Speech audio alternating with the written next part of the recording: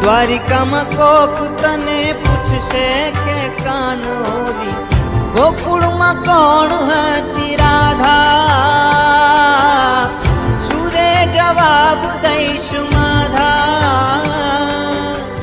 ગોકુળમાં કોણ હતી રાધા એનો શું જવાબ દઈશ તું માધા જવાબ આપતા કૃષ્ણ ભગવાન કહે છે